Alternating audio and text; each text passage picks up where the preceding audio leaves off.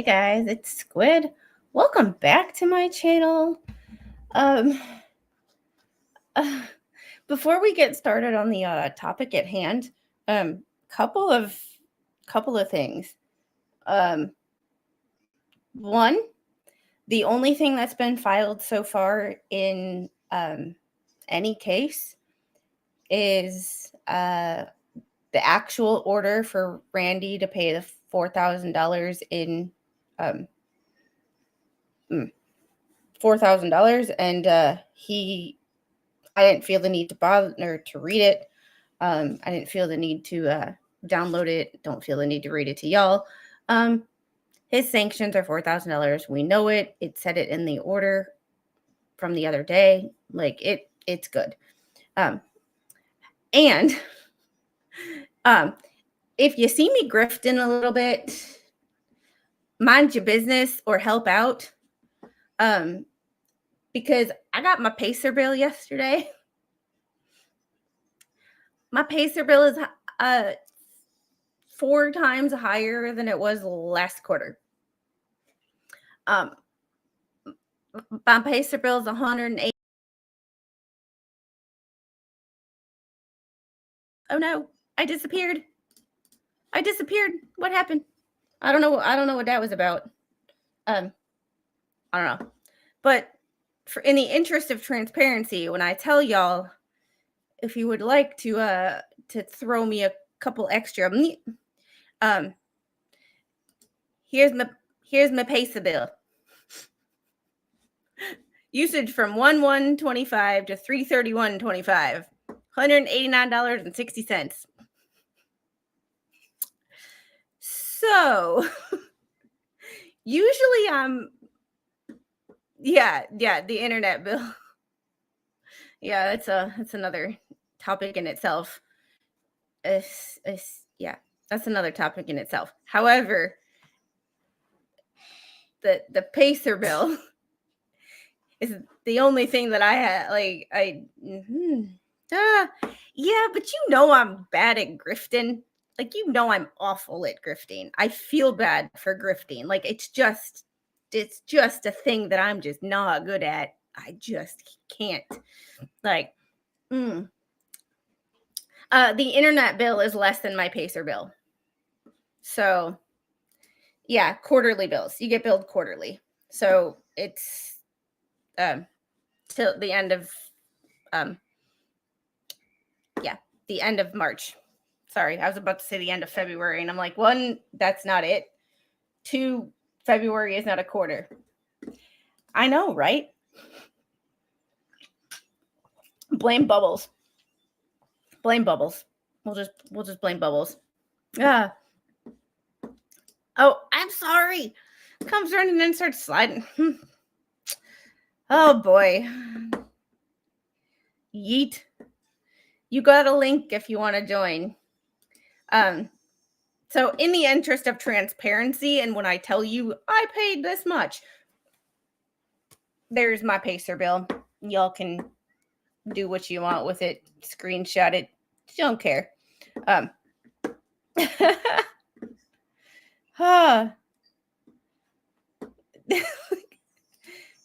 Fingers crossed, cheaper with the stay. It's and King Bob, thank you. Thank you for the $5. Oh no, girl. Remember?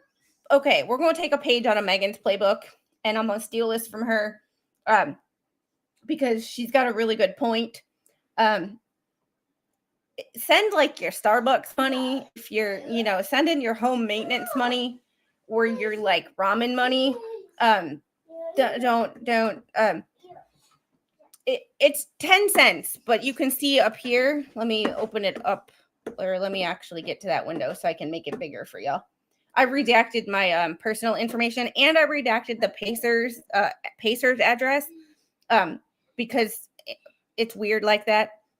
YouTube is weird like that, and I don't want them demonetizing my stream and taking it down because I showed Pacers P.O. Box. So thank you, Kingbog for the $5 PayPal. You are awesome. However, anything else I'm gonna send back to you because of the fact that you your dishwasher is so yeah, it's per search and downloaded pages. However, to look at the docket itself, somebody gave me a good tip, and I forget who it is, and I apologize. But to unclick to check things, when I unclick parties and terminated parties, because that takes about $1 off of the thing, and if I run the whole docket with names, it's like $2.20 just to look at the docket. So I only look at uncheck parties, and I only look at documents 125 through 135 just to make sure that, I cover any that aren't actually there. And from there, it only cost me about 20 cents, but that's 20 cents just to look at if anything's been filed. Then it's 10 cents a page, maxed out at $3. However, if there's 2 documents in one filing, like the other day or yesterday, MLS's lawyer, he filed one document that was 6 pages, and then his proposed order was 3 pages. So I got charged separately for those. So if that first one was 100 pages, I'd only be charged $3. But then there's the second one, say that's 10 pages, I get charged another $1. So it's weird how it works. I see you. Let me get to these super chats. And Barbara, thank you for the $5 super chat. Some help. And not good with names. Thank you for the £5. Not quite breadstick money. Well, I'm not big enough for breadstick money. We go for cracker money, or we don't. We're not big enough for breadsticks. I'm like pretzels. Oh boy, dooby dooby dooby dooby dooby dooby doo, lie when you and I will be, dooby dooby doo. Once I was a small boy, dooby dooby dooby dooby dooby. You can see certain things, Barbara, on Pacer, but you can't get the documents logged out. Oh, so you dragged me in without telling me. Thank you so. I did tell you. I said hi. Tell me. And you said nothing. Now I know what you do behind the scenes thing. Yeah, I mean, I was just looking at the bill thing there.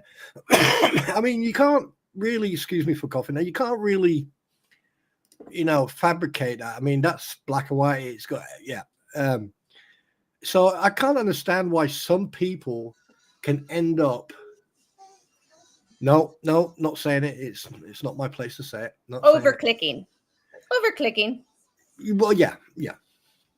Hello, everybody, by the way, and just so you know, please, wait until I monetize, and I'm gonna grift the shit out of the word grift. I am horrible. I joke about grifting, but at the same time, Jeffrey, don't get mad at me. Jeffrey Montgomery, don't get mad at me for self-deprecating when I say this, but I am the worst grifter on the planet. I feel awkward. I'm sorry. I have to. Right, Your Honor, members of the jury. Objection. That is absolute BS.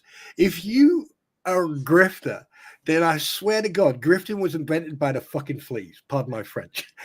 Because I tell you one thing right now.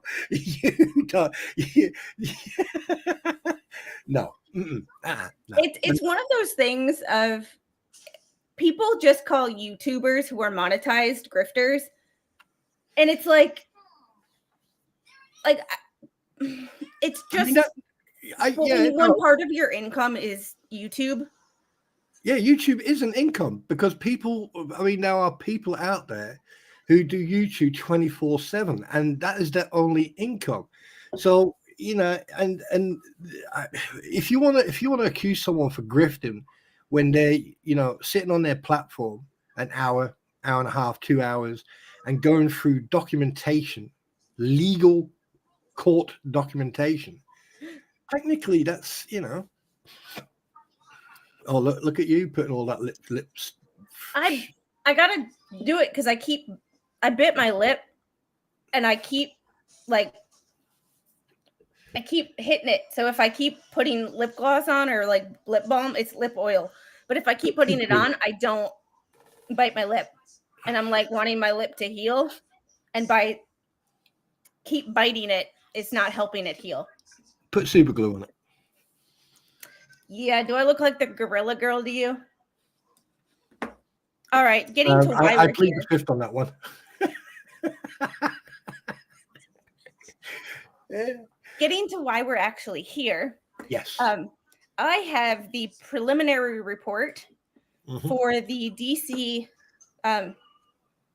crash, the Midair collision. Before you start, because we've already mentioned about this, we discussed this. Excuse me, I just, when you choke on your own. So anyway, I went back and had a look at the actual news footage, the videos, all the different types of film that's out there in regards to this. Well, like they say that the pilots in the helicopter, wait, what? Oh, in the helicopter, they're using their NVGs, right? But the thing is, the cockpit itself is quite panoramic. But here's one thing I did notice: the helicopter had its flight lights and navigational lights on. Yeah, and Come on, Angel. You're not stuck. Okay, so this is let's share my screen. This is the helicopter. You can see it. I'm going to share a different. There we go. That's the helicopter in question. Yep. And look at the windows on that. Yeah. You can, and they fly with the doors open. Like, it's just what they do. So, well, the thing with that is I know helos are loud. So being able to say that they should have heard anything, this is without reading the report because I haven't read it all yet. I wanted Mr. Squid to read it with me because he is my resident aviation expert. I haven't worked in aviation, admittedly, since 2010. It's been a long time. So some things I know and other things I'm like, I think I know, but I don't remember. But this is what the Sikorsky is capable of doing. So it's quite mobile and quite agile in what it can do. So, can I just interject very quickly? Because I'm struggling with this whole situation. I mean, I've been in various different aircraft as a passenger, not as a pilot, of course. And a Lynx, I've been in a Puma, I've been in a Merlin, I've been in a Chinook. And one thing that I can't understand is the fact that when you're flying an aircraft, you are always overcompensating. You're always looking everywhere. You're always checking your instruments. You're checking your landscape. You're checking everything all the time, and you're communicating with each other. And that should also happen in the aircraft. What was it again? This Learjet. It was a is a CRJ 900. Right, CRJ 900. That means you got pilot and co-pilot. Yeah. So you're telling me that 4 people didn't see each other, didn't see any reflections, any lights or anything? Well, here's the thing: the 900, like a CRJ, is not very agile. For one, and secondly, it was in its landing pattern, so it was not like once you're kind of there, you're kind of there. The jet that I have in my thumbnail is the actual aircraft. Right. This one. Because like I've seen your comment in chat. People have said that the helo should have been heard the plane. There is no way on this planet you would have heard anything, because they would have had air traffic control. They would have had different radio communication going on. They would have had each other on there, the noise of the aircraft. There's no way on this planet they would have heard it. Yeah, I put a comment in chat. It's just one of those Facebook aviation experts that can't pay student loans, but on the internet, they're an expert in aeronautical engineering. They're an expert in the stock market. They're an expert in foreign policy. Like behind a keyboard, everybody knows everything. Yeah, I mean, if you've been on an aircraft, you've been like your fella. I mean, I've been on the back of a Chinook, and I can tell you right now, you literally have to shout at each other unless you got earpieces on.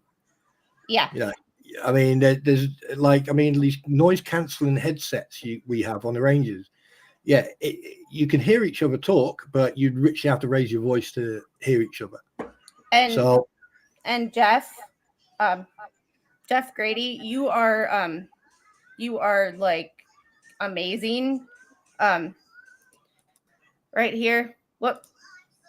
99. Thank you for the $100 super chat. Hope this helps with Pacer. Oh, like when I've only gotten like one super chat. Well, that's the biggest super chat I've ever gotten. But when I get them, I'm like, anything over like $5 or $10, I'm like, even the $5 and $10 and $1.99, I'm grateful for. But when like people do that, I'm like, mind blown. Well, now you've got the equivalent of what I had with Snowflower. When Snowflower is awesome. Yeah. I don't know who Snowflower is, but she is amazing. Yeah, her husband, her late husband was Navy. Yeah. So this is it was a CRJ 700. I'm sorry. Right. So look at the cockpit. Look at the window. You got the side window. You got obviously the main window. So, which technically they've got like a 180 view. Yeah. However, these people are not as maneuverable. They're in a pattern where if they deviate from that pattern, they may not only crash somewhere else, but crash into houses and things like that. Yeah. But still, and my other aviation expert, I come from an aviation heavy family. My mom is an expert on weight and balance in Airbuses, CRJs, FRJs, with the weight and balance, loading, and from the airline's perspective.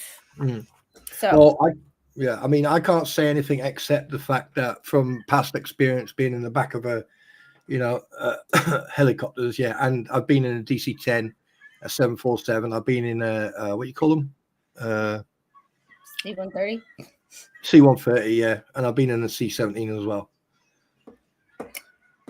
I have filled out weight and balance paperwork on a CRJ, but I would not call myself an expert by any means. I have spent significant amount of time in a CRJ, in the cargo bin of a CRJ, more specifically.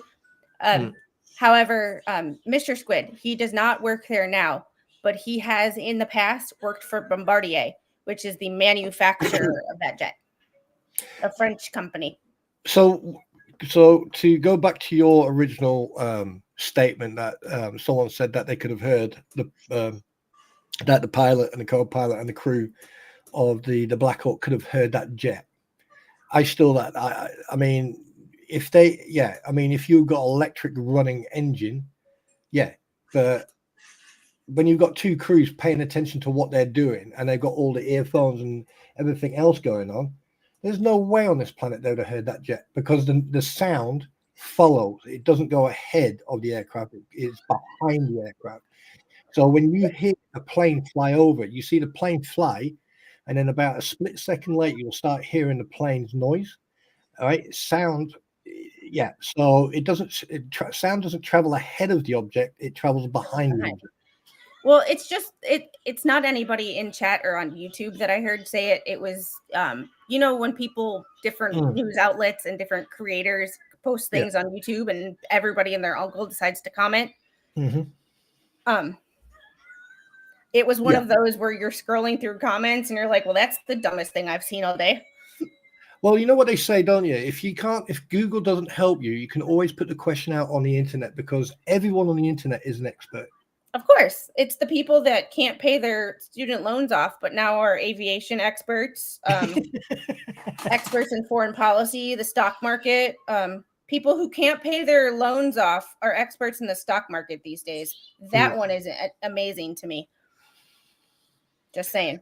Yeah, I mean, like going back to the original statement I made, I did watch the video a couple of times, and there's one where it is perfect, it's clear, and yes, you can. I mean, both aircraft are quite blurry prior to the impact, but you can distinctively see that the Black Hawk had its nav lights on. It had quite a few lights on, actually, besides its nav lights, and so did the aircraft.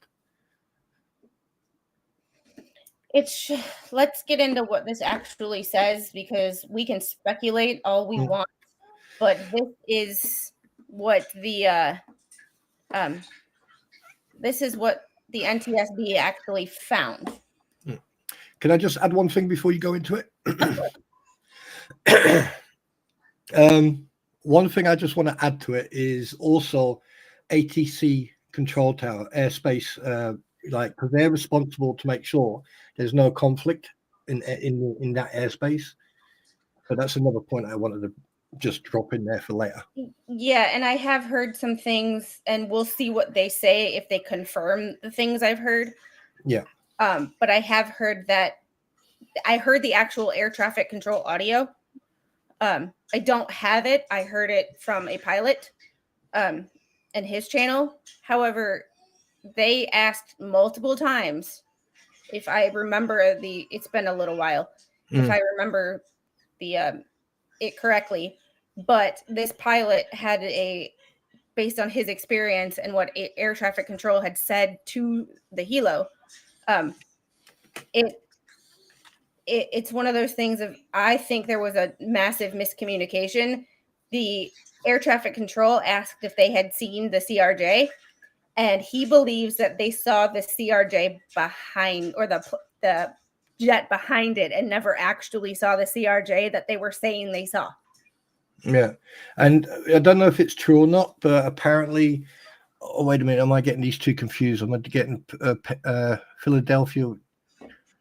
Oh, shut up. Let's just look at the report. All right. So here's and if you want me to read anything out, let me know. I will definitely do that. And we're probably going to have to do this in two parts. I'm not going to be able to sit and pay attention to this for, All right. Everybody knows January 29th, 2048 local for those civilians. Or people who haven't worked in aviation. That is 8:48 p.m. This was the tail number. And then the A2 jet, they label the Bombardier as A1, and the Sikorsky UH-60 is A2.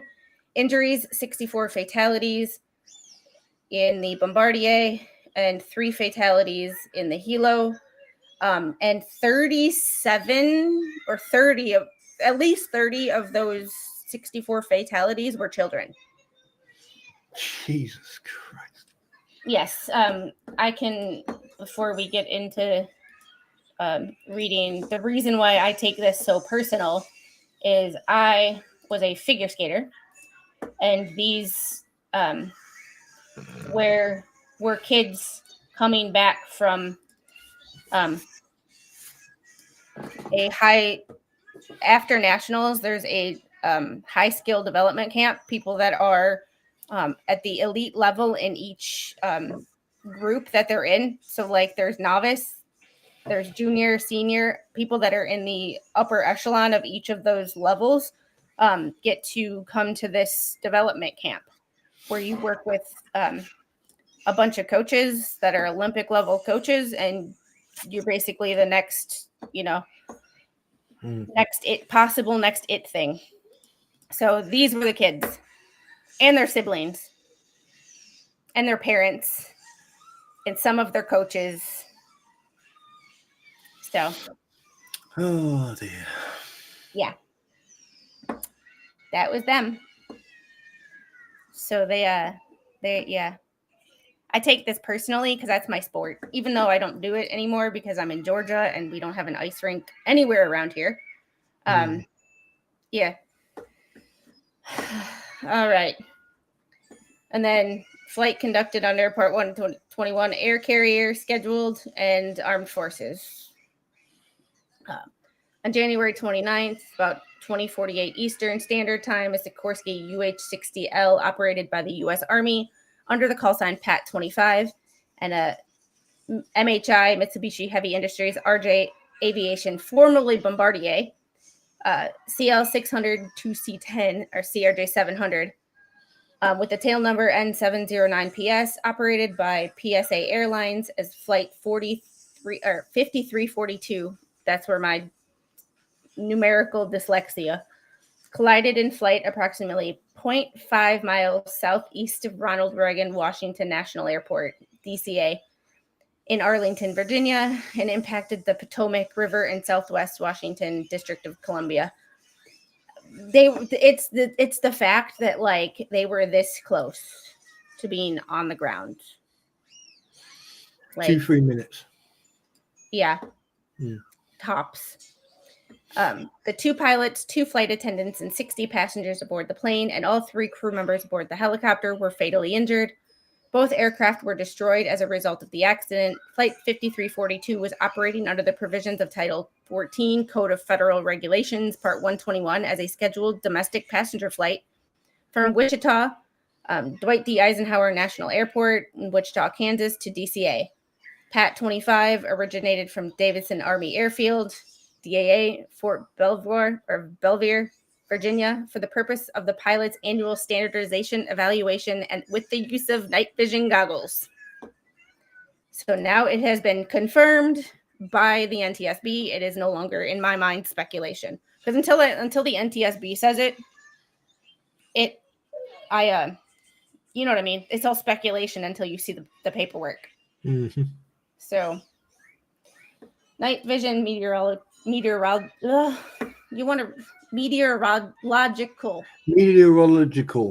Yes. Meteorology conditions prevailed in the area of DCA at the time of the accident. Figure 1 below shows preliminary radar flight track information for PAT 25 and preliminary automatic dependent surveillance broadcast ADSB information for flight 5342. So that is the blue is their flight path. You see how close they are to the runway. The runway is right here. Yeah, 2-3 minutes max. They'd have been over the numbers. If that. It's just. So you have runway 1 and runway 33. And the runways are not titled like numerically 1, 2, 3, 4. They're titled in the heading. So that is technically 330 degrees. Not a lot of people realize that either. They're like, why is that called 33? Well, there's the aviation does things a little awkwardly. Yeah, to the civilian world, and then to us it makes sense, or it used to make sense to me. Figure 1 is Google Earth image with preliminary ADSB flight data for 5342 and radar data for PAT 25. So you can see they were following the Potomac. And I still have not figured out why for this flight you need to cross an active runway. Yeah, that's still mind-boggling, that, because like looking at that flight path he took, PAT 25, I'm talking about PAT 25, by the looks of it, the flight path veers off into like a harbor area and then sort of bends around the island, and then he comes straight out, and he's not going left or right. He is following a flight path. So that must have been the actual flight path helicopters take, because military helicopters do take that route all the time, as it was stated. So what I find quite strange is that that ATC, in fact, allowed both aircraft to go into a conflict area. So you got your But this conflict. is a 1 in a million shot. Like Yeah. you couldn't do this again if you tried. Yeah, exactly. I mean, it just doesn't make any sense. One, from ATC perspective, and two, from Pat 25 perspective, and three, from flight 5342 perspective, because he's already on the glide slope to land. So he's already on finals. Then you've got the helicopter. He's on the flight path that he's supposed to be, and that's got a certain height. I think it's 300 feet. I think 300 feet, I believe, or 250 feet or 300 feet. So he's on the flight path. So why didn't ATC turn around to the flight 5342 and say go around due to conflict of airspace? I know. I kind of agree with King Bob. I've heard reports, and this is the first time I'm reading this. I scanned through it, but I did not read and actually like understand what I was reading. You know, you just look through it, see how long it is, stuff like that. Yeah. I agree with King Bob that based on the reports that I've heard, and we'll see what the NTSB said, but we'll see. I agree with King Bob in my initial right. Here's what then let me play devil's advocate. King Bob saying there was a second plane. Okay. Aircraft is on the finals coming into land. Okay. Helicopters flying at its approved height and on an approved route. Okay. So why wasn't the aircraft that was coming in identified as an incoming plane on final, and the plane that was taken off, hypothetically speaking, the plane that was taken off wasn't identified? Pat 25, we have an incoming aircraft on finals, and we've also got one aircraft taken off from That would have stopped any type of confusion. Just being devil's advocate here. And hearing the ATC, like, I honestly don't think air traffic control is responsible for this. Mm-hmm. Once, in my opinion, if I listened and I'm understanding the audio that I heard correctly, once Pat 25 said that they had visual, they are taking responsibility. Yes. Yeah. But I think they saw, I think there was an FRJ taken off at the same time. No, there was an FRJ behind flight 5342. It was the next flight in line to land. Oh. And I think that is what, this is my opinion based on what that pilot said. He has a YouTube channel. It's Captain Steve. I think Captain Steve. I need to watch that video again. He has his own YouTube channel. But he thinks it was another American Airlines flight. It was a larger jet. And that is what he thinks, that they saw the jet behind the CRJ. I think it was like 1080 or something like that. Flight 1080. I could be wrong about the flight number, but on the same runway that was next in line. And they saw that one. So when they said, yeah, we've got visual, they had visual on the jet behind 5342. In my initial opinion, based on the audio. Right. We'll see what the preliminary report says, but that's just me guessing. Right. Because on the video you don't see it playing, but you don't. I know there has to be like, I think it's a minimum of 45-second or 35-second. Andy, it's basically their air traffic control has all these jets spaced out to where one lands, gets off the runway, and by the time that it is stopped and off the runway, the other one is on final approach. That's how they keep planes on time. Yeah. Because if they get too close, they could collide. One could come down for a landing before the other one is off the runway. They don't want a midair collision between two jets. So they have them spaced out. So if you're watching an airport at night, like O'Hare, for example, or the busiest airport in the world, Atlanta, you can see going back the lights on all these jets that are just waiting to come in for a landing. It's crazy. It's you, Selena, you were unsubbed. Oh, it was YouTube pulling that stuff. And as far as the notifications go, I don't get notifications for anybody ever. I'm wondering if I have to like uninstall YouTube and reinstall it on my phone, because I get notifications for no one, not even like people that are positive in the algorithm or people that are negative. Like I get notifications from nobody. Nor do I. Nor do I. I mean, I hit a notification bell on yours the other day because I didn't get any notifications, and I hit the bell again, and again nothing. I think it's a YouTube thing. I think it's a YouTube issue. It's not us. And here's the helicopters are never supposed to go near an airport no-fly zone. I'm wondering what, and I haven't.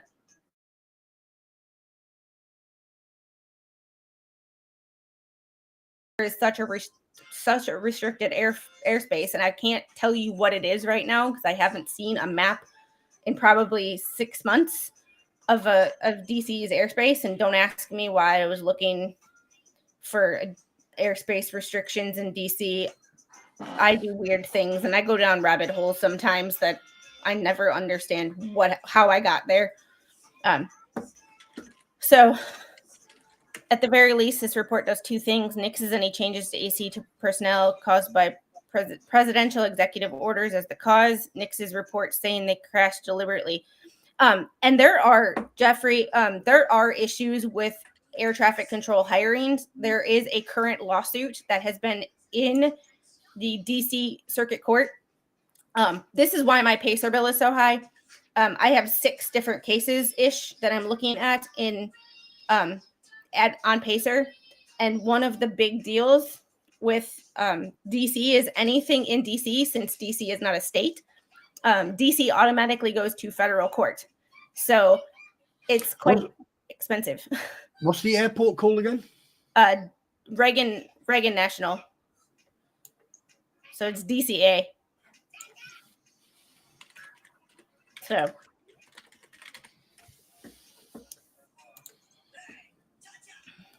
yeah, if you click notify me, you'll lose the notification. If you click notify me, you'll lose the notifications. Well, I don't click notify me on everybody. I just click notify me now that I haven't been getting notifications, that I click notify me, and it actually does. It sends me an email. That's why you are flying and there's an ATC delay. It's for your own safety and not the airline making your life difficult. There is a reason behind the delay. Oh, Mom, I always liked the reason that people gave for why their flights were delayed. When you say the weather, and they go, well, there's no weather outside. For one, there's always weather outside. It's called being alive and called nature and the earth. There's always weather. It's good weather versus bad weather for flying. And secondly, it's not always about the weather where you are. It's the weather where your flight is coming from or your flight is going. It's not always about when you look out the window what you see. It's like, where's that jet coming from? Like, and Rogue Mama, what's up? I'm going to send you a link. You may find this interesting. So, okay. It's about that airport. Uh-oh.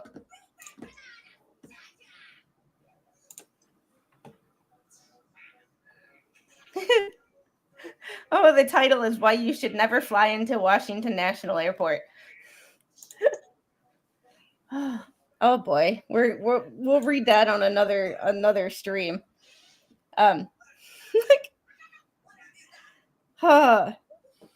Yeah, there's a lot of those airports that are like San Francisco is another one that I'd never want to fly into, just based on where the runways are located in relation to the water. It's either San Francisco or San Diego. I have to remember. But getting back into this. Mm-hmm. Oh, thank you. Airport diagram. Thank you. Well, there's more. Oh, there's more? Yeah. All right. While you're sending those, I'll get back into this. Yeah. I'll do some research for you. Okay. I appreciate that. Yeah, that's not a problem. The NTSB traveled to the accident site to start the investigation and supervise water recovery operations. As part of the investigative process, the NTSB...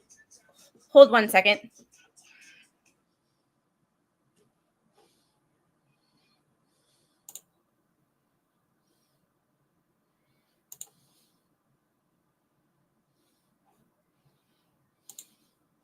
I asked her to turn down the volume, and she looks at me and she goes, "Mm-mm."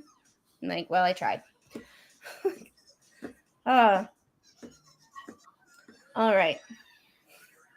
As part of the investigative process, the NTSB invited qualified parties to participate in the investigation.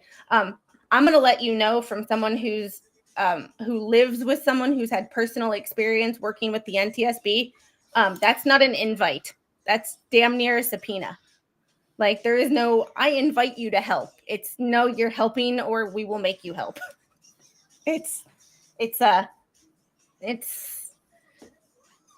Yeah. Okay, so it was San Diego. I knew it was either San Diego or San Francisco. I just couldn't remember which one. It's been a while.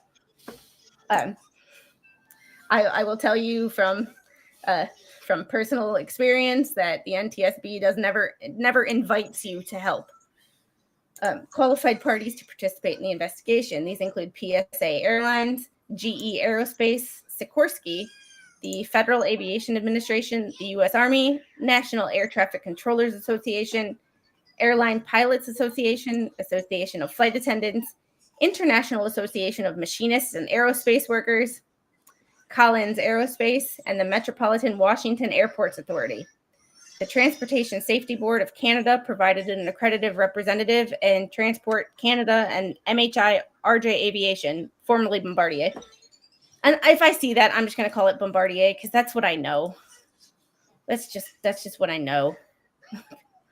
Are there technical advisors? The parties were formed into specialized investigative groups led by NTSB group chairs in the areas of air carrier operations and human performance, airplane structures. That is Mr. Squid. He is a structures guy. Airplane system, power plants, helicopter operations and human performance, ATC and human performance, helicopter airworthiness, aircraft performance, survival factors, and flight recorders, consisting of subgroups for airplane flight data recorder, airplane cockpit voice recorder, helicopter FDR, and helicopter CVR. All NTSB board members visited the accident location, with member Inman acting as the member on scene. So this gets very, very detailed. So it's going to go over some people's heads. It is going to go over some people's heads. I will do my best to break it down. However, it is what it is. It's very technical. That's why we are going to split it into two. Because this makes this can make legal filings look easy to read and entertaining. IAM never worked for Learjet though. Bombardier. My better half, or my other half, he worked for Bombardier for a time, so does not now.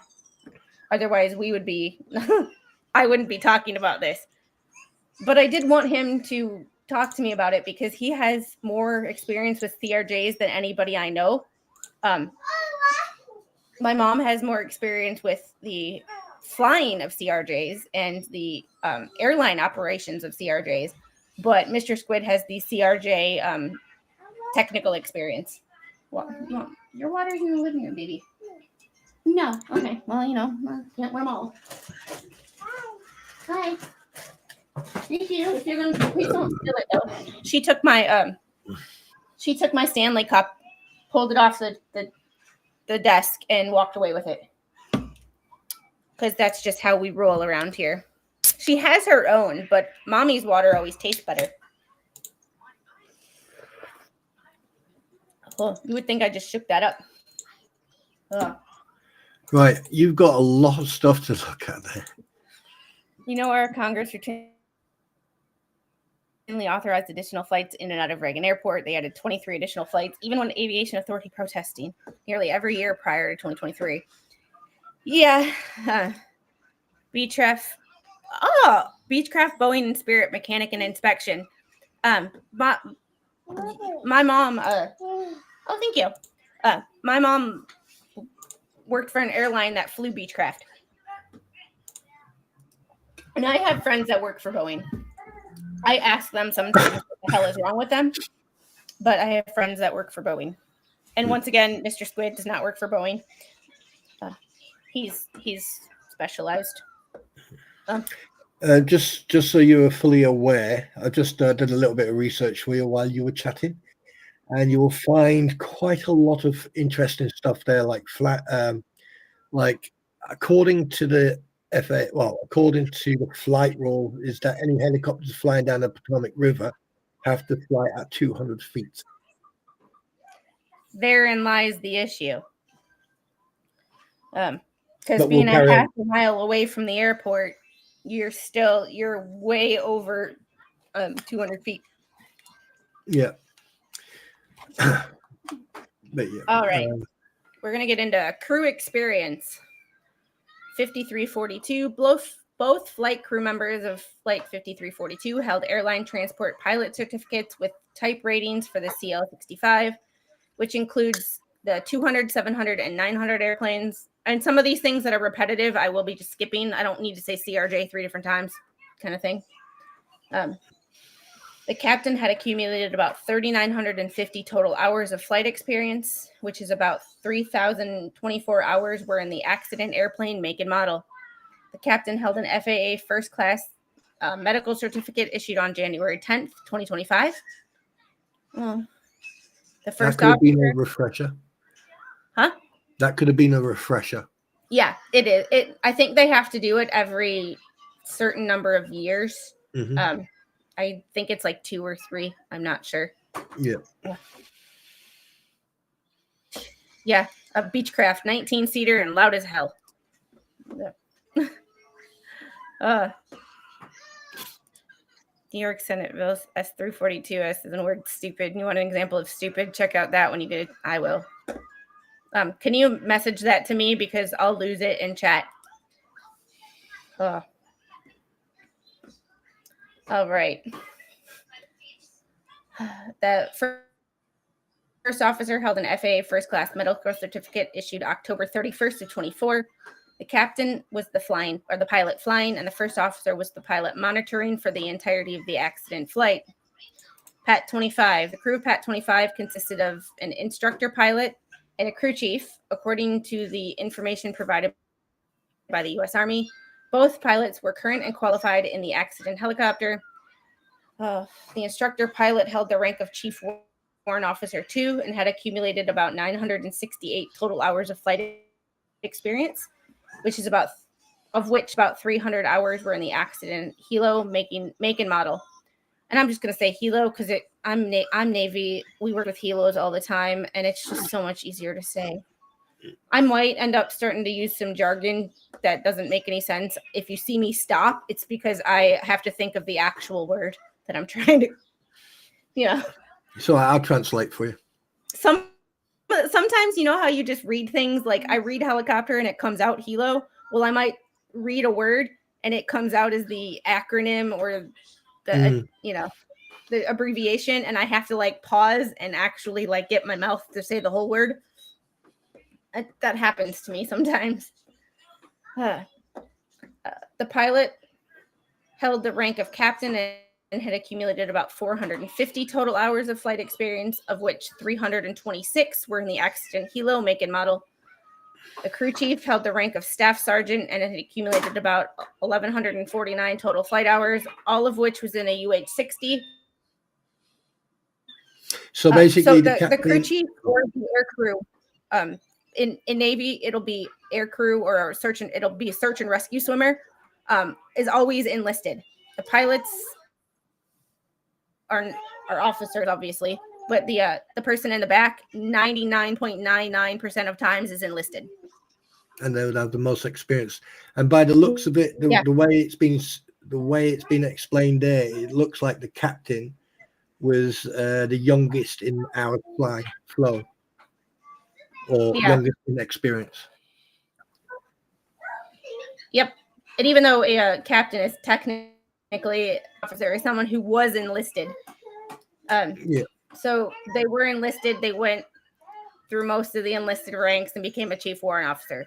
They went to, whereas the captain, probably not prior enlisted, and just went straight to first lieutenant.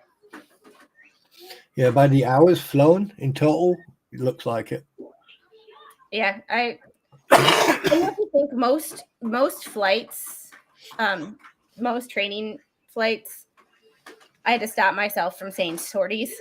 Like most sorties are like 20 minutes to an hour. They're not like these long things. So 968 total hours is actually a lot of takeoffs and landings. Maybe not a lot of long flights, but not as of 1:30 or 1:45. However, I did get my Pacer bill, and it kind of scared me. Actually, I'm not gonna lie. I looked at that and I'm like, holy shit. I've got an idea. When it comes to Pat 25, do you mind if I read it out? Sure. While you're doing that, I'm gonna go and turn down her iPad right now because it's annoying me and distracting me, and she's not even playing with it. Okay. So. Right. Well, I'll just give my opinion about the Pat 25 flight crew. First, I mean, obviously the crew chief has got the most experience because obviously those guys work on the aircraft all the time. Where's it? The IP pilot, the instructing pilot, chief warrant officer. I mean, he's got nearly 1,000 hours. So by that comment, the pilot held the rank of captain and had accumulated over 450 hours total flight experience. That means he only had 450 hours total flight experience, and 326 of that was in that helicopter. So it tells me that he was a Tom, well, new. But 450 total hours, 326 hours flight, he should have known better. Unfortunately, the problem is in the military, anyone can tell you in the military, people have this this false sense of grandeur. They think that, like, they know everything. They're the best pilots. It's like, yeah, my call sign is Goose. What's yours, Maverick? You know what I mean? So the crew chief, looking at his hours, and he was still a staff sergeant. That's surprising. History of flight. The following is primarily information derived from both aircraft flight data recorders, FDR, and cockpit voice recorders, CVRs, as well as ATC, which is air traffic control, radar data, and communication. Flight 5342 departed ICT at 1839 EST. That, for you mortals, that is 20 to 7 or 6:39. On an instrument flight rules flight plan. The helicopter flew crew filed a visual flight rules flight plan with the DAA base operations and departed 1845 hours, which is 6:45 in the evening, with the instructional pilot in the right seat and the pilot in the left seat.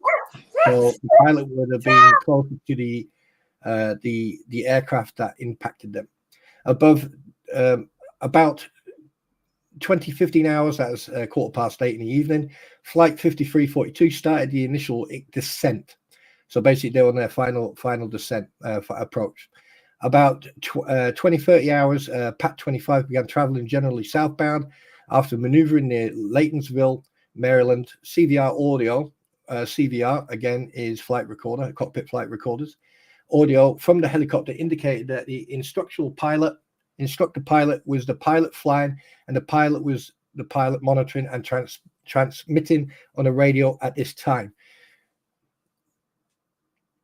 Pat 25 first checked in with DCA tower controller at 2032. The controller issued the altimeter setting at 29.89 inches of mercury, and the Pat 25 crew acknowledged the correct reading back the altimeter setting. Following the initial contact with DCA tower, the crew conducted a change of control. That's where the IP then handed the control over to the captain.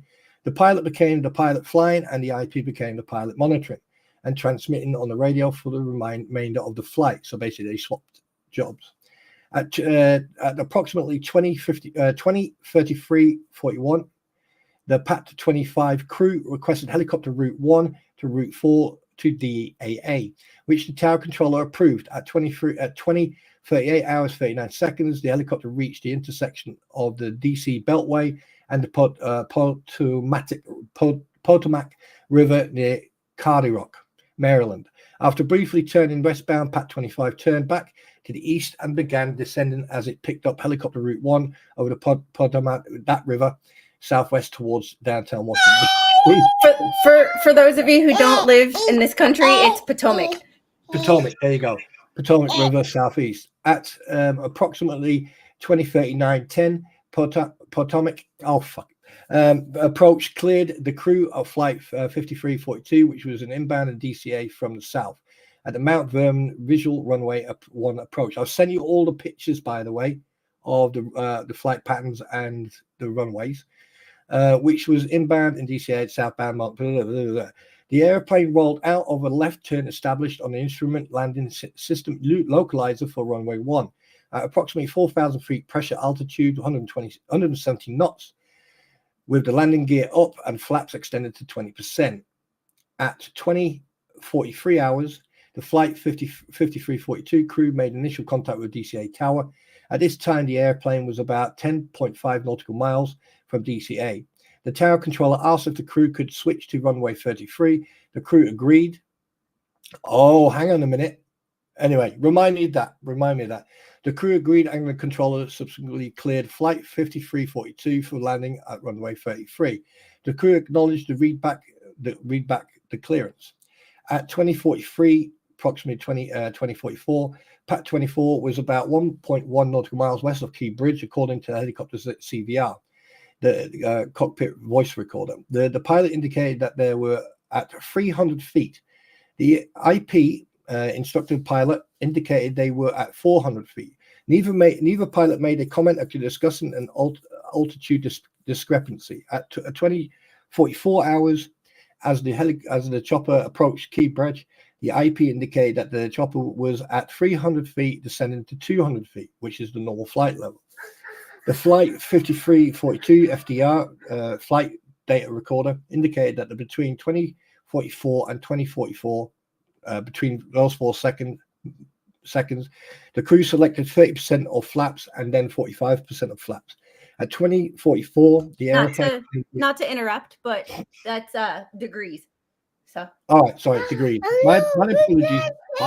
Right, the airplane landing gear were down and locked. The airplane was fully configured for landing about 6.2 nautical miles south of the airport. At 20:45 hours, the autopilot was disconnected and the flight 5442 began to shallow right turn off the runway 1 localizer at a radio altitude of approximately 700 feet and an airspeed at 134 knots. This occurred approximately 5 nautical miles south of the airport. At 20:45, 14 seconds, the crew of Pat 25 advised the controller of their position over the Memorial Bridge. At 20:45, 30 seconds, Pat 25 passed over the Memorial Bridge. CVR data revealed that the IP told the pilot that they were at 300 feet and needed to descend. The pilot said that they would descend to 200 feet. At 20:45, the helicopter crossed over the Washington Tidal Basin and followed the Washington Channel, consistent with helicopter route 1.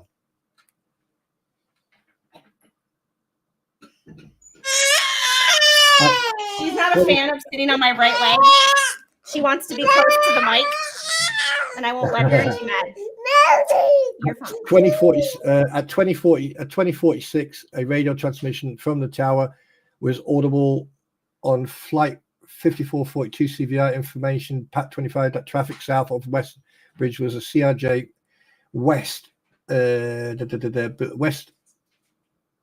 just south of Wilson Bridge was a CRJ flight 5342 at 1200 feet circling. Wait a minute. Yeah, your emblem's in the way there. Runway 33.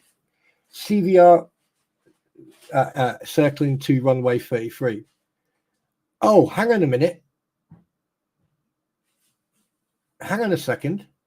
At 2046, a radio transmission from the tower was audible on flight 5342's CVR informing Pat 25 that traffic just south of the Wilson Bridge was a CRJ flight 5342 at 12,000 feet circling to runway 33. Just hang on a second.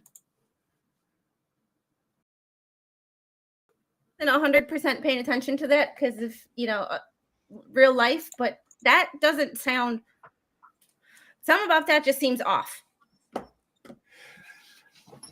Right, you got from the direction they were coming, you got 33 was the one they were heading for. Right, but wait a second, because if you look at that picture that I sent you, the first one, it's got a link in there, right? Okay. If you click on that picture, the first picture of the actual airport, the airport diagram. Yeah, let me go to my. The first runway from the south to north, from bottom to top, that one is runway 4. Then to the right of it, that's going straight up. That's runway 1. And then the top one is runway 33. And then from the top, you got 15, you got 19, and then you got 22. So here we go. I'm trying to open it in a new tab, so I'm not like. Yeah. It's just that like. So this is what I'm right. We're looking at. Okay, you see the middle one. Yep. That one there, yeah, that one there. That's runway 1. When you approach from the south, you've got 4 to the left, 1 in the middle, and then 33 to the top. Baby, you want your pad? Yeah. Okay, your pad's right there, baby. Oh, I know, Angel. I know life is rough. You let me know. According to what they're saying, is that he was going to runway 33, but then wait, what? That doesn't make any fucking sense. So he was originally supposed to go to runway 33, but it sounds like air traffic control changed. This is why I wanted you with me, because you see. Yeah, because here's the thing. Can you just scroll up a little things bit? That I read and I'm like, that doesn't sound. Yeah, hold on, let me go back to. Just scroll up a little bit.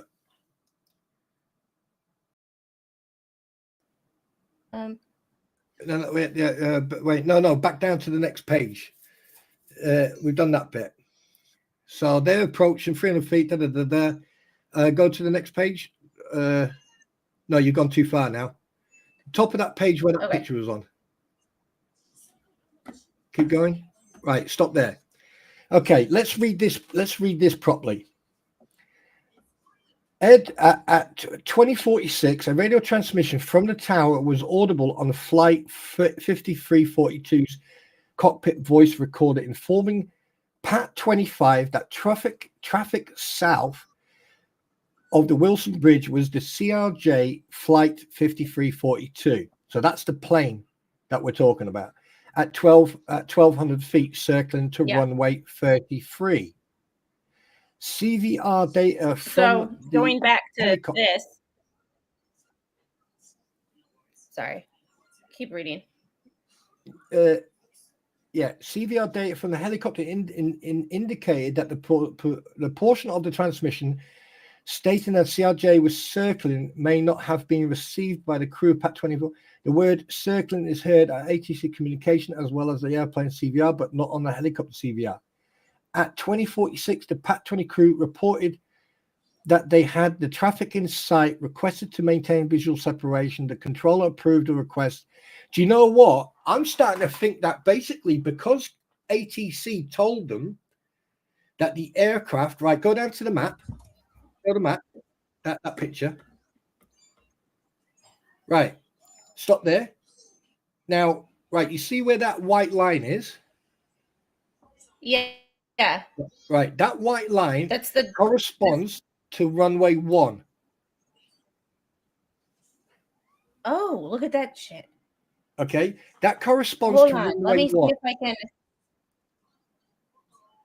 So that blue line that you're seeing, that's basically them changing direction and going to runway 33. Why did they? So so basically that means, all right. I'm gonna switch back to this real quick. Yeah. There's what we're talking about with the air or with the helo being over here, and this is runway 1. I know, I'm sorry, it's small. This is runway 1. This is about where the aircraft was, and the CRJ being down here, the UH-60 being up here. That white line between them, even though it's the Vons, if we were to lay this over, if we were to overlay this with that picture, it would line up. That white line between the two aircraft would line up perfectly with this. So I'm going to play devil's advocate here. This is what I think has probably happened, right? Is that all radio transmissions and everything else that was going on? If the 5342, you could hear on their radio about Pat 25 being told, okay, the CRJ is, circumventing blah, blah, blah, and everything else. They sort of carried on flying thinking that, the original flight, that they were further out. They then mistook another aircraft for that aircraft because they were circling to go to, sorry, go on. No, I'm seeing, this is why I like to read these reports, because this is what actually happened, not what the news reports and people. Yeah. Will get misconstrued in the game of telephone, Yeah. I mean, to be perfectly honest with you, if I was flying the whole communication thing, everything about this whole communication about 1 minute they're supposed to land on runway 1, but then they went to runway 33. The helicopter is coming down. They're already in the process of descending. They're at 300 feet or 300 feet. They're already in the process of descending. They get like a mixed, garbled, or probably a mixed message saying, "Oh, there's an aircraft circling, circling to come in to land at 1 or at 33." Everything starts getting confused, and then suddenly, bang. Yeah. Because if you look, runway 1 is freaking right. So if they were, runway 1 is right here. The white line is literally runway 1. Yeah, that's runway 1. And then 33, right? If you look where that right there is 33 there, yeah. So what they've done, instead of landing at 1, which if I can remember correctly, so it was mentioned somewhere, they've deviated and gone to 33. Now they're sort of turning right. They're coming at an angle, right? Each plane should each aircraft is like 45 seconds apart. Yeah, so it gives them space to land and everything, like you said earlier on. So I got a funny feeling that somewhere in the communications between the 53 or 42 and PET 25 that somewhere there was a breakdown in communication, that someone misunderstood what was said, or they thought they were already further ahead than they thought they were. And here's where I'm getting confused in when Pat 25 said it had a visual, they're literally staring at each other. Yeah. But the thing is, did the ATC state direction of approaching aircraft? I don't, as far as we know now, they don't, but I think they get into air traffic control's side of things in a different section. Their perspective. Because there it says Pat 25 crew reported that they had traffic in sight and requested to maintain visual separation. So, but the thing is, there's no clarification or no correction in regards of traffic, where it's what direction it's coming from. Nothing. It just says Pat 25 crew reported that they had traffic in sight. So was that the plane landing? Was it the plane behind them? Was it the aircraft taken off? Because if you watch the video before the impact, an aircraft was taken off. I think that's why they got diverted to a different runway. But, and here's my other thing, where it says the word, or say to the CRJ was circling and may not have been received by the crew of Pat 25. The word circling is heard in ATC communications as well on the plane's cockpit voice recorder, but not on the helicopters. So they didn't get the word circling, so they are missing information. So that's our avionics problem.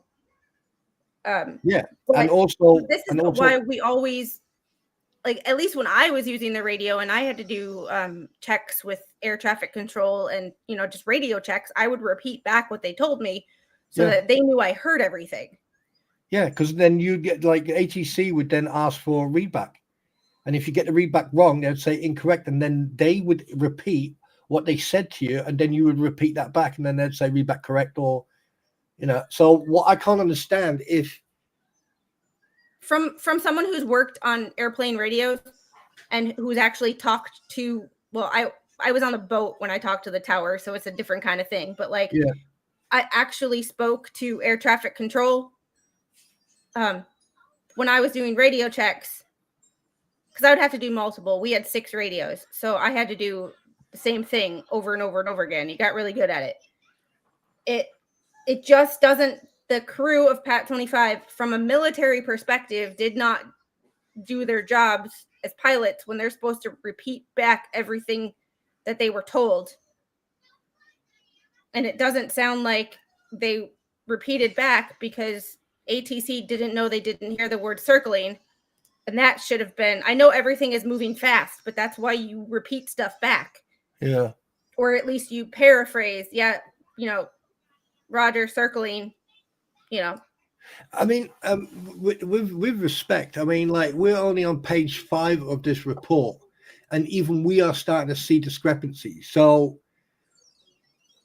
I mean, I'm afraid to see what it's going to be like at page 30, or 13 or 15. Yeah.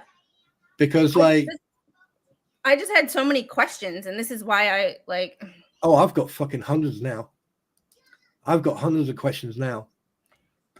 It sounds, well, from just this, it sounds like it's a mix of both, in the sense of the chopper, or the Helo's. I've never called it a chopper in my life. I'm not going to start now. The Helo's radio either was not getting a good signal or was not working and was cutting out and missed that word, but they never repeated back what they heard to ATC, and or ATC never asked them to repeat back what they heard. So there was a communication breakdown. Yeah, but I've got one problem here. Every aircraft has a TCAS system built in. I'm sorry, but like this is hurting my brain right now, because even I know every single aircraft has a TCAS, right? So if there's traffic or a collision avoidance system, that should have been freaking screaming.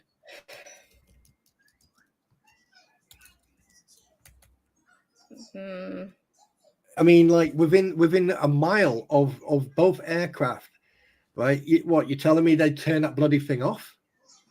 How come? Like, so I'm playing devil's advocate because this here is I've got so many freaking questions now. I mean, how come the ATC didn't see a conflict on their radar? How come the TCAS didn't go off in the helicopter or in the plane? Why the sudden diversion to 33 from 1? Regardless if it's a small or a large plane. I mean,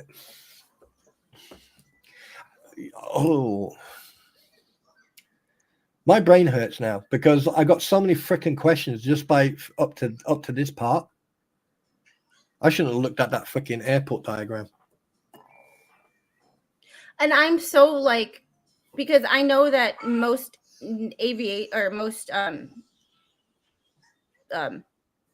military aircraft, at least ours, did not have that. As far as I'm aware, because I worked on avionics and I've never touched that system. But civilian aircraft do. It's mandated by the FAA. But do they turn it off when they are landing because of their proximity to other aircraft? No, not that. I mean, I'm not a pilot, so I can't answer that one. But I mean, hold on. That's a. Sorry, I got to write that down. That's a question for the better half here, or in this case, the smarter half. I mean, technically, and Steph, I'm not calling myself dumb. I'm just saying. Mr. Smith has worked in aviation for 20 years. He. I mean, it's a genuine good question because, like, at the end of the day, ATC should have had them on radar. There should have been a collision alarm on the radar on the ATC's control system, and on the CRJ there should have been a TCAS warning. And he knows CRJs as well, so that's kind of. Yeah, I mean 134 knots. Yeah, I mean on glide angle on approach. Yes, sweetheart. Do you want me to cook you some dinner or not? Not right now. But look at there. Yes, I know. I can hear the baby crying. Yeah. Not crying, but making herself hurt. Yeah, she's all right. Yeah. I'll show you. I'll show you something. She got mad at me because I wouldn't put her on. I wanted her on my right leg, sitting on my lap, and she wanted to be on the left leg. Absolutely, she can choose. Yeah. She's not bad, but she chooses. Yeah, she's the boss. Oh, you're back here. Look. Yeah, no, we're talking about. All right. Yeah. Yeah, we're talking about the air crash. I get it. Yeah. And we've already found some weird discrepancies. So. Mom, I have a text out to the other half and to see what he knows about TCAS. I mean, can I just point something out, by the way, while we're talking about this? The amount of air incidents that have happened over the last couple of months since this kicked off. You had this incident, then you had Philadelphia, and then God knows how many. What the hell is going on over there? I mean, that route Cat 25 took, multiple helicopters have taken that route. So how come nothing's? Yes, there have been said that rumors say that there have been close calls. However, there was another rumor stating that that this flight was an autonomous flight. So why are they saying that this was an autonomous flight when the board here have stated you had flight crew and crew chief on board? So you had 3 on the helicopter. Are they hiding something? Is there like, I mean, I hate the word, but is there a conspiracy, or is this a genuine air accident that had a lot of flaws? There's a lot of discrepancies here, even in the report. And I'm interested to see what the conclusion will be because they always put, what all this information. Okay. According to Mr. Squid, once you descend to a certain altitude, TCAS turns off. Right. What about ATC? What do you mean as far as? Well, ATC has a conflict avoidance system.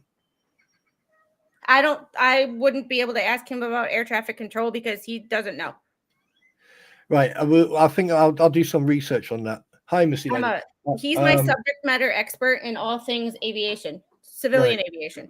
Right. So the important thing is what we need to find out, even though they've written this report, is to find out why ATC conflict avoidance system, that the ATC didn't say, hey, see out, 5342,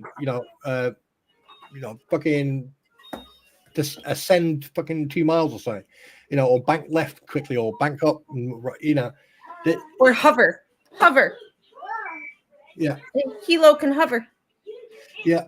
I mean, Pat 25 could have, Pat 25 hard left, descend 100 feet, blah, blah, blah. Yeah. Because, But anyway, let's carry on. That's He said, once you descend to a certain altitude, yes, usually when you're within 500 feet, depends on the fleet aircraft type. And I said CRJ 900, and I got bubbles. So. He got what? When someone's typing and they they're typing, but they haven't sent a message yet. I got the 3 dots. Oh, talking about bubbles. He said Ben here is not up to date on the system specs anymore. Right, talking about bubbles, but we'll not digress. So Speaking of bubbles. Oh my God. Right. So basically figure 2 shows each aircraft approximately positioned at 2046 when the controller first advised crew of Pat 25 of flight. Okay. So that brown arrow where Pat 25 is, you're looking at probably 3 miles, 5 miles. Okay. 6. Yeah. So there's 6 nautical miles, but yeah. Okay. I'll. Yeah. Yeah. I like. Yeah. I'm. What? Within a couple of minutes, they're going to be way closer than that because the CRJ flying at 134 nautical miles an hour. That's what? That's 200 miles. No, 130. That's about what? I don't remember my conversions. 200 miles an hour. Sounds about right. Yeah, 200 miles an hour. We'll take it as a possibility. Yeah. So the approach vector, the speed, the distance covered. Right. So Google Earth flight track overlaid each airport. Right. 5-2. The information is primarily preliminary and subject to change. Yeah, the final report's not out yet. This is all I could get. Okay, you want to read it? You can read it. At 2046-29. Hold on, I'm getting an echo now. I don't know what she did. Is it me? No, it's probably me. I just don't know what I did. Hold on. I don't have my Yeah, RTM has got a good response. ATC handed off to Hilo. Would have been too late anyway. Yeah, I'm seeing a bunch of stuff that is weird. Like I can't exactly explain it in the sense of I am not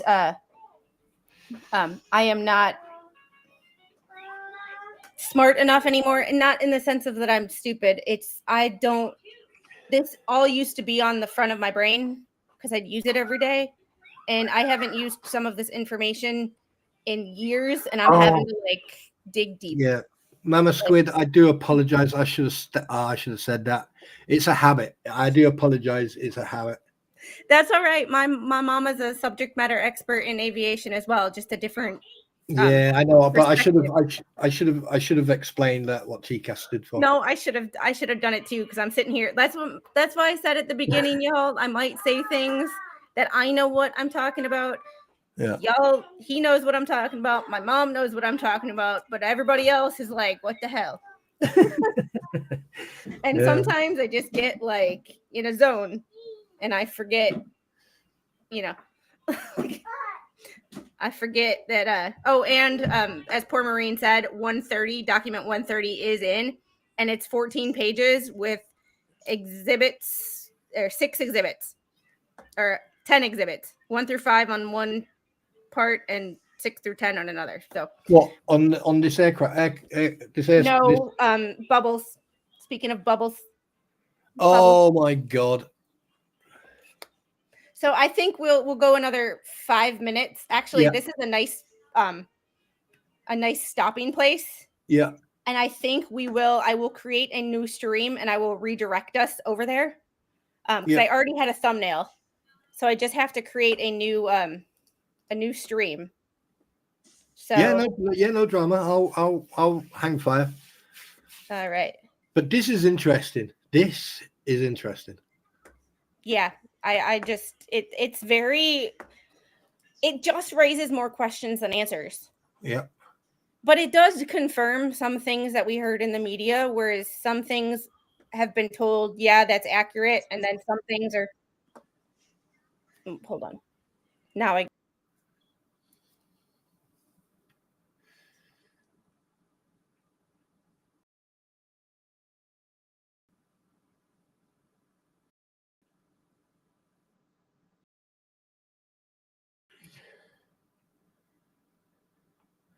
Oh my God, I'm already reading the first page.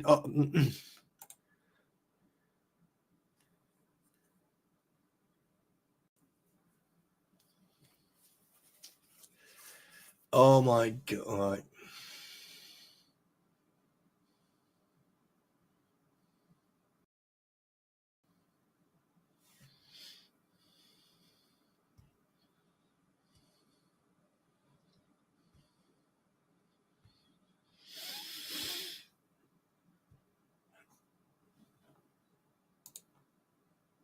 Oh my God. Yeah. Oh, Jesus Christ. You're going to have a field day on this.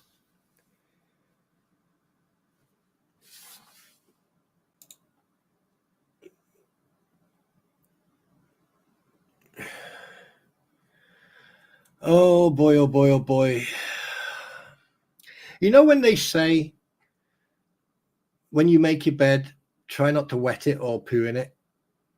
But if you do, try not to, because I think someone just basically took his whole house and took the biggest dump you could ever think. Oh my God. Oh my God.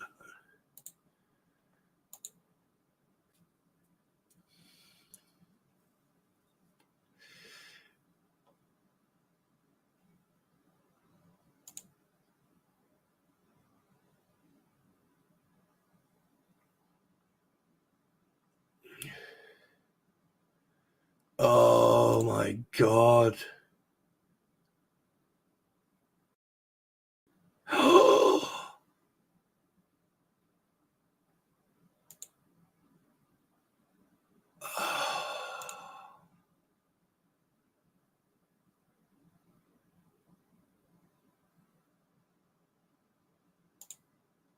Bruce, you're an idiot.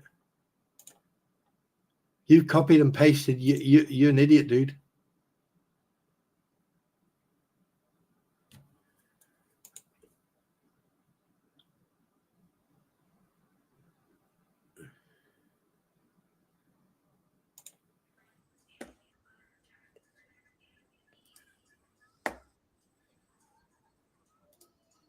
Hold on.